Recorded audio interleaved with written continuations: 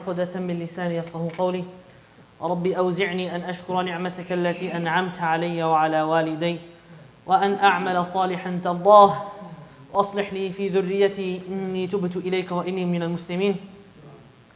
السلام عليكم ورحمة الله وبركاته. The Prophet sallallahu alayhi wa sallam, sallu alayhi, he says in a hadith, من يريد الله به خيرا يفقهه في الدين.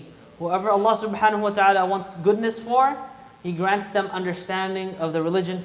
May Allah subhanahu wa ta'ala give us all fiqh of deen. And may Allah subhanahu wa ta'ala make us all part of this hadith. Those that Allah subhanahu wa ta'ala wants us good for. So the topic I chose today, as you know through the flyer, is the idea of scholarly consensus, or what we would call it in Arabic, ijma'. Scholarly consensus. And why is this important? You know, sometimes you'll hear a lot of people, especially nowadays, argue as to why can't Islam change? Why can't it update itself? You know, you see the Christians, they're always changing left and right. The Jews, except the Orthodox ones. You know, why can't Islam change? And you'll find people from an individual and institutional level, they make efforts to try to change Islam. Whether it be through their corrupt ideologies and then them looking at the Quran and Sunnah through this lens. This is very important.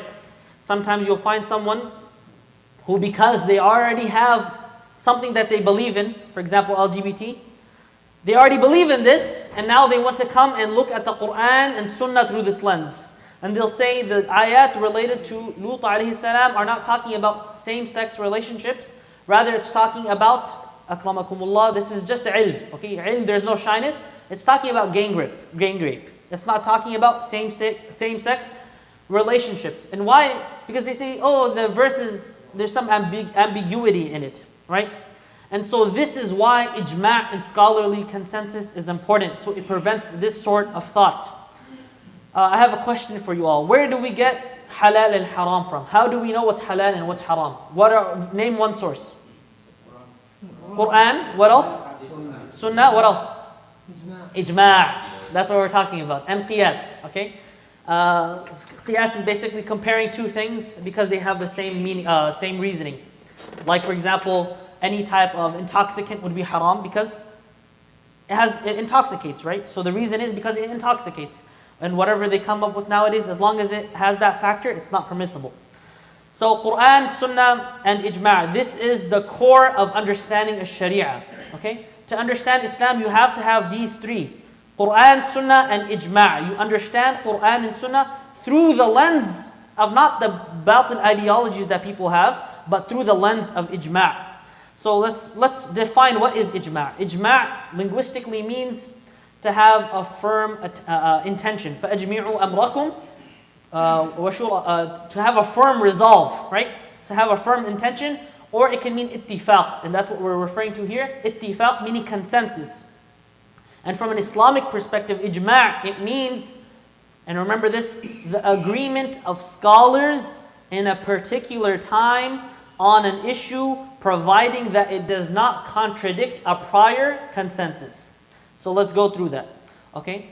The agreement of scholars, okay, the only people that deny ijma', by the way, the only people that deny scholarly consensus historically were the Khawarij and Shia.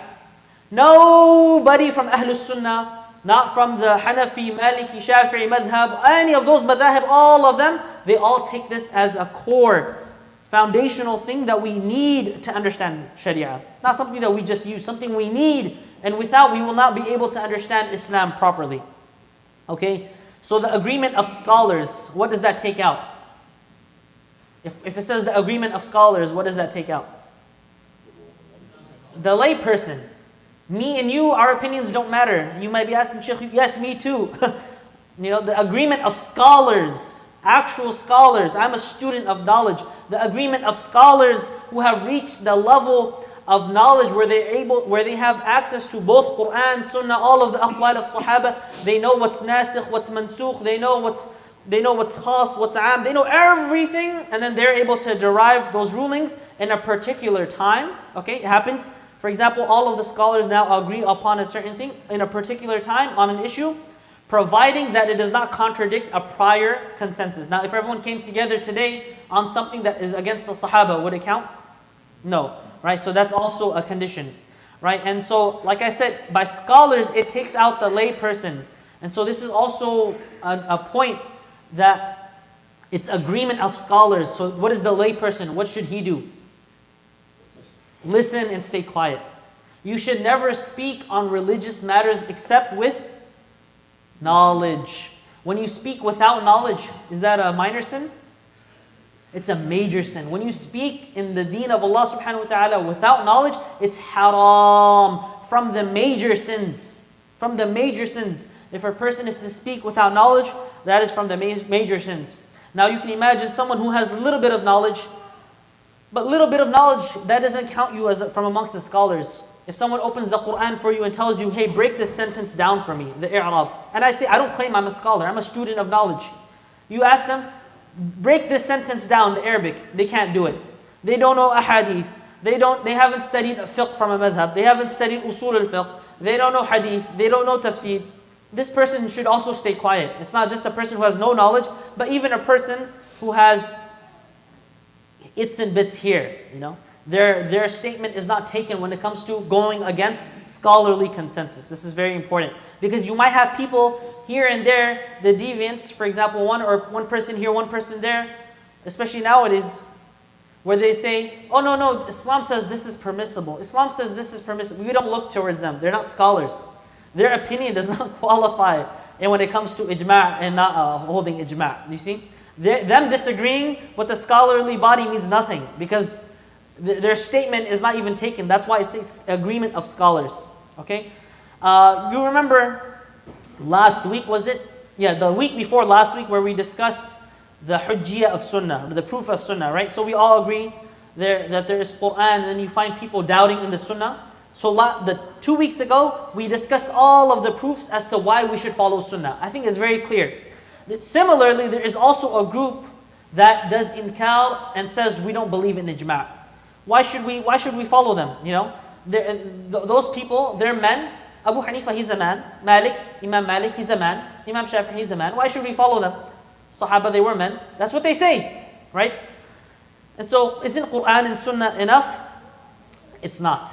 Quran and Sunnah is the base, but we cannot understand it without ijma'. In fact, the Quran and Sunnah itself is proof for scholarly consensus. The Quran and Sunnah actually itself comes as proof of scholarly consensus.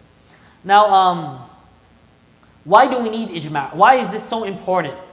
And why did I decide to speak about it? You know, because if you don't have ijma' and you don't look at the Quran and Sunnah with this lens, it leads to a lot of problems. I'll give an example. It leads to many types of wrong interpretations. If someone were to come and say zina is allowed, okay, and they say the ayah in Quran, وَلَا تَقْرَبُوا zina, don't come close to zina, and they say وَلَا تَقْرَبُوا zina, it's makruh. It doesn't say it's haram. It doesn't say zina is haram. Does it say zina is haram in Quran? Does it? It doesn't. It says وَلَا تَقْرَبُوا zina. Okay, it means makruh. Okay? And they said, you know, the reason for zina being haram, for adultery being haram, is because they wanted to preserve lineage. And nowadays, you have contraception, you know, the different contraceptive methods. Nowadays, you know, you can make sure that you go to the hospital and you're not carrying any diseases. May Allah subhanahu wa ta'ala protect us and our children. You know, you don't carry any diseases. No, khalas, the issue is gone now. It's now everyone can do zina. And is any person with any aql going to say that? No, of course not. Is any Muslim going to come and say zina is halal? Will they remain Muslim if they said zina is halal? Does it say clearly in the Quran? Does it say clearly in the Sunnah? Where do we understand it? Through the fahm of the scholars, through the fahm of the Sahaba. This is how it was taken. This is how it was understood. You see, so if someone comes and take this tries to find ambiguity, questions at the end. Ambiguity. Well, like some of these words are very hard to pronounce. Ambiguity, yeah. If they find that in the verses, Quran and Sunnah, they're like, oh yeah, this has some room for interpretation. And that's what they start to do. They start to look for any open room and they start to interpret it based off of language. And this is not true. Why? Because this goes against scholarly consensus. Now if someone comes and says, alcohol is allowed. You know, they say, إِنَّمَا الْخَمْرُ وَالْمَيْسِرُ وَالْأَنصَابُ وَالْأَزْلَامُ رِجْسٌ. Doesn't mean it's haram. You can drink it. What are you going to tell them? Scholars have agreed that it's haram. Khalas, we don't take your opinion. Now imagine someone comes, he says, the ayah Allah subhanahu wa ta'ala says in regards to فَأَيْنَمَا تُوَلُّوا فَثَمَّ وَجْهُ اللَّهِ. Wherever you turn, Allah is there. Khalas, وَلِلَّهِ الْمَشْرِقُ وَالْمَغْرِبُ. For Allah is the east and the west. The qibla we can pray anywhere. The qibla we can pray anywhere. Right? That's what they'll say. If they read these verses, apparently, فَأَيْنَمَا تُوَلُّوا. Wherever you turn, Allah is there. وَلِلَّهِ. For Allah, الْمَشْرِقُ وَالْمَغْرِبُ. East and west. That's a convincing argument for someone who doesn't know. But Allah subhanahu wa ta'ala, He says, فَوَلِّ وَجْهَكَ شَطْرَ الْمَسْجِدِ الْحَرَامِ. Turn towards al-Masjid al-Haram, the Kaaba. But then they'll say, oh, it's mustahab. It's mustahab. It's recommended. It's not something you have to do. Are we going to take this guy's statement? Why? But he's looking at Quran. He's using Quran. Is he not using Quran? He's using hadith. Why are we not taking his opinion? Because it's against ijma'. Because it's against the scholarly consensus. There are things that we don't have room for in Islam. Because we have Quran and Sunnah through the lens of ijma'. What the scholars and what the ummah has agreed upon. Right? And so there's an important thing that we have to understand. And this is an asl for us. That the people who directly received the revelation from the Prophet ﷺ were who? The Sahaba, radiallahu anhum ajma'in. Right? And so we cannot go directly to Quran and Sunnah without reliance on them and their understanding. And so when the Sahaba, all of the Sahaba agree upon something, can any of us come and disagree with it? No. If the Sahaba unanimously agree upon something, can we disagree with it? No. It is reported that Abu Hanifa, radiallahu anhu wa rahimah, he said, when it comes to describing the way he derives his fiqh, I take with the book of Allah subhanahu wa ta'ala. And if I do not find it in the book of Allah, where do I turn to? The sunnah of the Prophet sallallahu alaihi wasallam. And if I do not find it in the Quran and I do not find it in the sunnah, then I take the statement of who? Sahabi. If they all agree upon something, khalas, there's no room. No room. There's no ijtihad. But if they disagreed, can you? Yes, then you could take with either or of their opinions. You could take the opinion of, if Ibn Abbas says something, you could take the opinion of Ibn Abbas. For example, Ibn Mas'ud, when it comes to, the ayah we covered before, أَوْ لَامَسْتُمُ النِّسَاء, for a person to have, a relationship with his spouse, that would cause him to have to do ghusl. The other opinion, lamastum, is even if you just touch your wife, you have to do wudu. The Shafi'is, right? This is the opinion of Ibn Abbas and some of the Sahaba. So you see, in this, there's room. And inshallah, I think the coming week, I'll talk about why the scholars differ. We're talking about how the scholars agreed. Next week, I'll talk about there's like 10, 15 different reasons as to why scholars differ in fiqh. But continuing on, okay? If it's in the Quran, he takes it. If it's not, he looks at the ahadith. Is it authentic? Is it not authentic? Because some ahadith are authentic, some are not authentic. And some, is there any nas? Is it abrogated? Is there contradiction between them? If there's contradiction, which one is given preference? Is this specific ruling? These are the things that the faqih would look at. And again, if they all agree, then there's ijma'. There's something that we have to know. How many ayat of the Quran talk about religious rulings, ahkam? About 500. The rest are all different subjects. Jannah, nar, different stories, mawa'id, all of the different topics that the Quran would deal with, aqidah, all of that is in the rest of the Quran. Only about 500 verses refer to actual ahkam.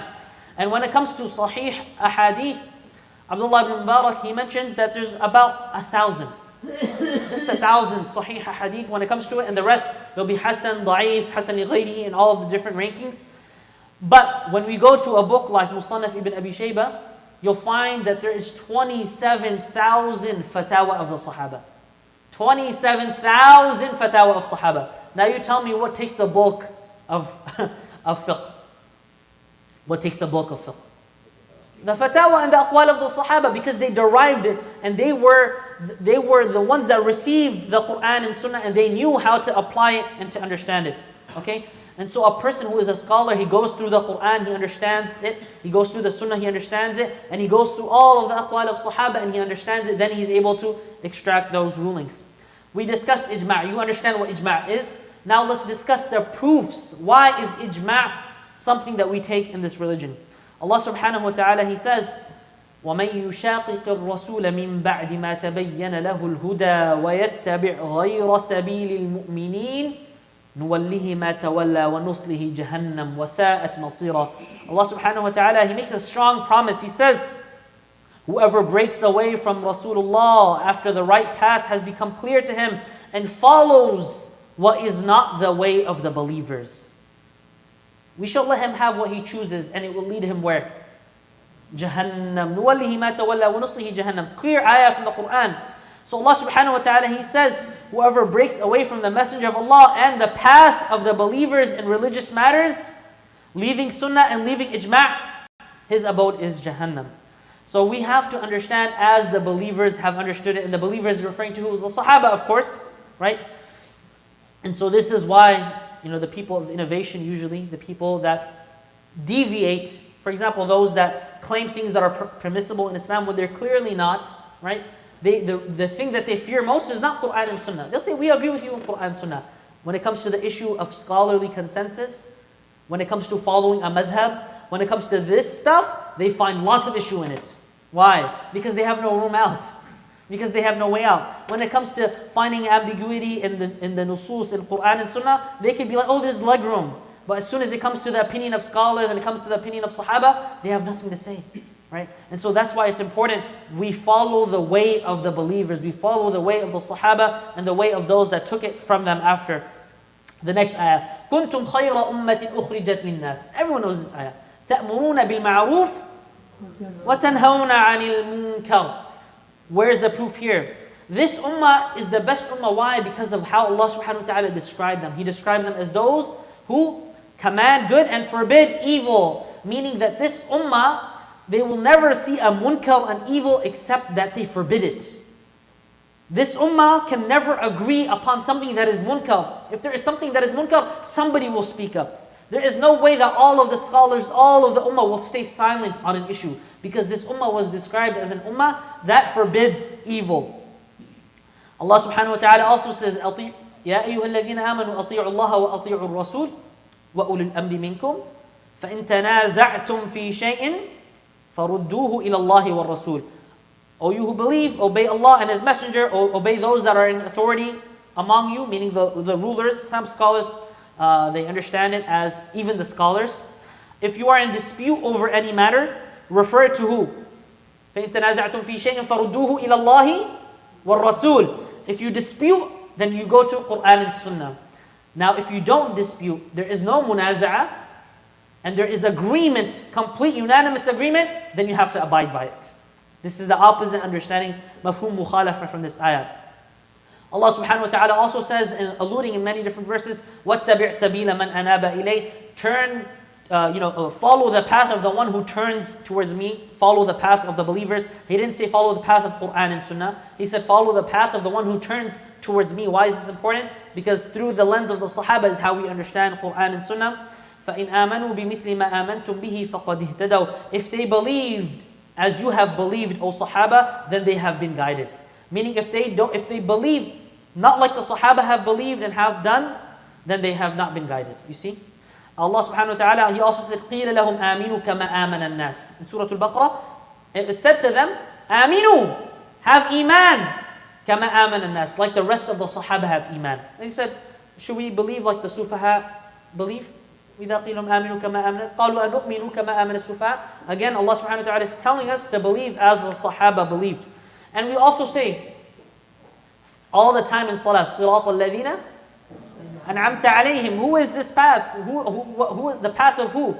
مع النبيين والصديقين والشهداء والصالحين. The Nabiyyin are passed away, but Siddiqeen, Shuhada, والصالحين, they still exist. So we have to follow their path.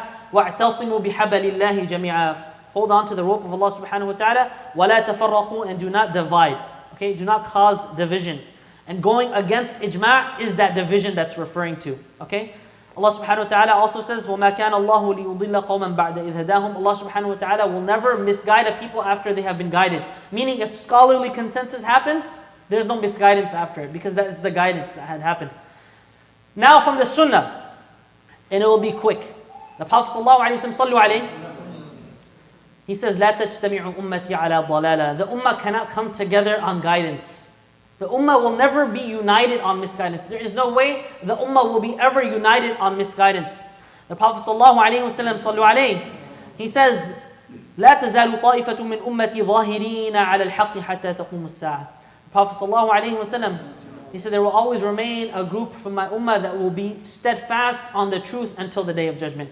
The Prophet ﷺ, he says, مَا رَأَى الْمُسْلِمُونَ حَسَنًا فَهُوَ عِنْدَ اللَّهِ حَسَنًا. Whatever the believers see as good, with Allah it is good. Whatever the believers see as evil, with Allah is evil.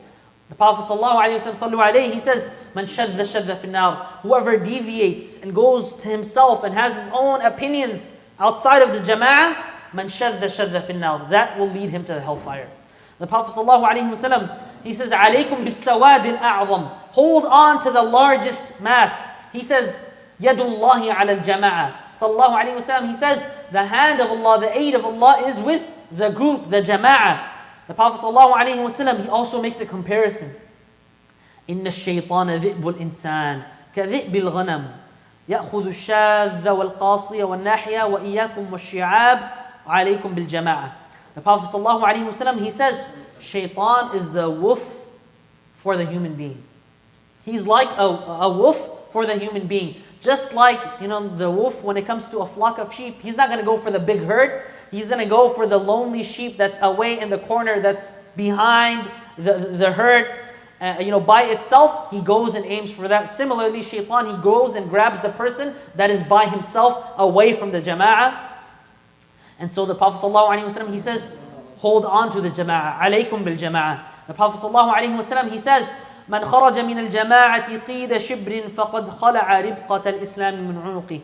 Whoever leaves the jama'ah, the group, the consensus, even equivalent to one fist, meaning just a little bit, then he has taken the rope of Islam out of his neck. Right? So saying that you literally, if you leave the jama'ah, you leave ijma', what's keeping you Muslim? How do you understand Quran and Sunnah without that lens? So we understood through Quran and Sunnah why we have to follow even our intellect. Just imagine someone who comes and says, the Sahaba, the way they prayed is wrong. They witnessed the Prophet ﷺ pray. They heard the Quran and Sunnah directly. The Sahaba, they're praying wrong. The Tabi'in, they're praying wrong. Everyone, the whole Ummah, mashallah, they're praying wrong. I'm the one who came with the correct way. Does that make sense? Is that rational? Similarly, someone, the Sahaba, they were the closest to understanding Islam. They had the language, they lived it. They lived and breathed the religion of Islam. Someone who comes and says that, now same-sex marriage, for example. I'm just using this as an example because it's Shaitan month, Shaitan month right now. And so they'll come and say that it's permissible, same-sex marriage, everything is halal. And they'll manipulate the verses. Everyone before me was wrong. All the Sahaba, they were wrong. Tabi'in, wrong. Abu Hanifa, Malik, Shafi'i, Ahmad ibn Hanbal, all wrong. I'm the one who is correct. Is that rational? It's not even rational. It's not even a rational argument to think the whole ummah was wrong and then you came and you, mashallah, came with the truth. And your understanding of the Quran is the correct one, everyone else is wrong. It's not even intellectually sound. It's like someone who comes and says, everyone, we all know, what's the color of the dome in Medina? What color is it? Green, right? Someone says, no, it's black. It's black. We've seen pictures, we've seen everything. You've been there, you've seen it, you've done it all. Millions of people, billions of people, they'll confirm that the dome is green. But someone will come say, no, it's black. You're going to say he's colorblind. You're going to say he's colorblind, something is wrong with him. Or he hasn't seen it, or he's lying. Right? So similarly, someone who makes up something about the religion of Islam when something has already been put in stone, there is no room for it. We ask Allah subhanahu wa ta'ala to keep us always on the jama'ah. We ask Allah subhanahu wa ta'ala to make us followers of ijma'. We ask Allah subhanahu wa ta'ala to gather us here, to gather us in Jannah just as He has gathered us here. Wa sallallahu ala nabiyyina Muhammad wa ala alihi wa sahbihi ajma'in. If there's any questions, I'll take them. No. يا أخي هي الأمور بسيطة ما جاء بصيغة الأمر فهو الواجب. ما هو واجب؟ نعم. لا. ما جاء بصيغة الأمر لا. هذه اللغة العربية؟ لا، اللغة العربية ليست هكذا يا شيخ. ممكن عندك لكن لا. في درسنا القادم سأتكلم عن هذه القضية. الأمر له احتمالات تصل إلى 14 احتمال. أمر, a command in Arabic, does not only mean you have to do it. The Prophet ﷺ, he says, إذا لم تستحي, if you have no haya, do what you will. Does that mean go do whatever you want? MashaAllah, go jump around and parade in the pride parade and be naked and do everything you want? He says it, فَاصْنَعْ مَا شِئْتَ. You know, he says, if you do not have haya, do whatever you want. That's a command. If you don't have haya. But no, but it's fi'l amr. Huh? It's fi'l amr, so you have to do it. Amr means you have to do it, right? A command means you have to do it. If شرطين. So إذا تحقق هذا الشرط خلاص افعل ما شئت. No, see, Arabic has many different ways of using the language, right? So when someone commands you to do something, it doesn't always mean you have to do it. It could be something that's recommended. It could be something that's that you have to do. There's 14 different ihtimalat, okay? There's 14 different ways of understanding it. I just mentioned a few. Inshallah. And same thing with nahi, ya Shaykh. Same thing with nahi. Not every nahi is haram. Some nahi can be for karaha. Some nahi can just be discouraging it. There's so many different ihtimalat that a command and a prohibition can come with. That's why you leave it to the scholar to derive the ruling. That's why you cannot have a direct interaction sometimes with Quran and Sunnah, especially when it comes to ahkam. Any other questions? Yes. Yes, I know, like Quran recitation, yeah. They expect on people reciting, yeah. and verifying that. The same thing with the Sunnah, there are people, narrations that have been passed down. Yes. So with the ijma', it's like, how is that passed down? So, see, the preservation of ijma', that's where a lot of the disagreement may come in, right? Some things are crystal clear, other issues, there is not. When it comes to preservation of ijma', again, it's through bodies of scholars. How to track that down sometimes is very difficult. So there is a lot of, it's a long topic. Yeah. It's not as meticulous as Quran and Sunnah preservation. You get it? It's not at the same standard. Anything else? You mentioned about the Jump, huh? Jamaat is like part of yeah. Yeah. So how do I recognize it? Because overall, we have so many groups. No. Jamaat is like congregation. I mean, within the congregation. No. Don't worry, you're on the Jama'ah. I think you say like big, like followers of scientists. Like one side of the world they follow this, other side of the world there might be some ruling that they're following differently. Yeah. No, see, look. So like I said, if it's like there is room for disagreement in Islam. The Sahaba themselves, they did not agree, right? So you cannot, if the Sahaba, they did not agree, and they all saw the Prophet, then what about us 1400 years later? You think we're all going to agree? Impossible. The Sahaba didn't agree, so how are we going to agree? But that disagreement is within the fold of Islam. I'm talking about disagreement where someone is like completely taking the understanding outside of scholarly consensus. I'm talking that specifically. If the ummah agrees on something, not disagrees on something, if the ummah agrees on something, does everyone agree we have to pray 5 times a day? Yes. As anybody says that we don't have to pray 5 times a day? If he says that, he's not Muslim. You see? Do you see what I'm trying to get to? Yeah. Now, does he have to raise his hand? Doesn't have to raise his hand? Does he have to say Ameen out loud? Doesn't have to say Ameen out loud? These are all within Islam, of course. How do we recognize, we always talk about scholars. Yeah. Who are these scholars? How do we know who they are? How do we find the official opinions? How do we seek those things out? I mean, I know obviously we can reference you, because you have a lot of knowledge, you were there.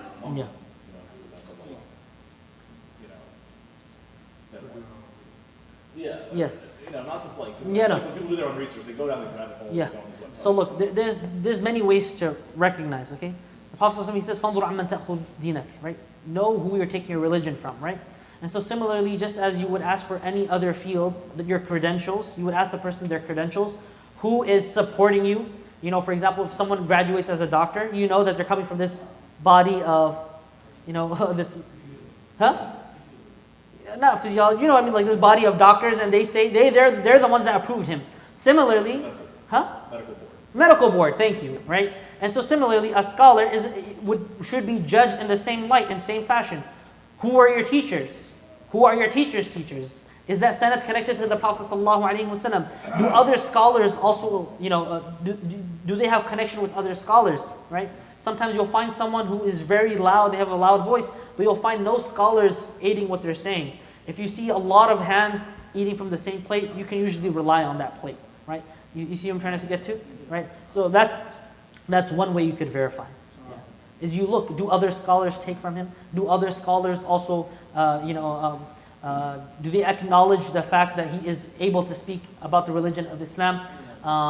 And also asking for credentials simply, you know. Yeah, I mean, well, I guess it's just because, you know, for example, you have each other, so Yeah. I can say for a fact in the Quranic area that you have knowledge in your life. Yes, you know, yeah. for sure. Yes. Then, like, I guess in the scholarly area, there isn't much like common knowledge in that sense. There's much common knowledge. Maybe it's just an area they have to navigate more carefully, but it's not like I could instantly be like, oh yeah, I know this guy's credentials are legit. I don't even know what credentials are considered legit. You know what I mean? Like, I don't know these names. I don't know this. Yeah. I see where it could be. Yeah. Maybe it's just something to look through. Yeah. So are there new scholars being vetted currently to this? Oh, of course, all over the world, of course. You have scholars in Africa, scholars in Pakistan, you have scholars in India, scholars in the Arab world, you have scholars in America, you have scholars everywhere. Current qualification process. Yes, of course. I mean, like the Prophet said, "La tazalu ummati ظاهرين على الحق." My ummah, there will always be a group of my ummah remaining on the truth, right? And so the scholars will always be there, right? لا تقل قد ذهبت أربابه كل من سار على الدرب وصل. You know, so the scholars will always be there, of course, and students of knowledge. I consider myself a student of knowledge on the path of trying to become a scholar. Inshallah. 20 years. 20 years, inshallah. Yeah. Or however long. Alhamdulillah. But does that make sense though? That makes sense. I Yeah. think it's just, you know, obviously as you mentioned. I mean, like, look, for example, right? Like you have like many, for example, credible institutions that all of the Muslims recognize. Al-Azhar, right? You have You see the stamp in the back of the Quran, it's probably. Yeah, you see what I'm trying to say? Like you have like these bodies of scholars that usually, you know, that doesn't mean that everyone that graduates from the institution, you could take everything they have to say, right? Because maybe they're going against what their university is actually pushing for, you know? So, like, again, you have to approach it carefully, right? And like, there's 500 verses, the Ahkam, Yeah. and then there's 27,000, you know, whatever. Yeah. It's just, that's not natural. Yeah. As the layers go on, it's going to get more. Oh, it gets more, dicey, you know. exactly. Yeah, that's a good way to think about it, right? Well, you know, we should tread carefully. Yes, of course, yeah.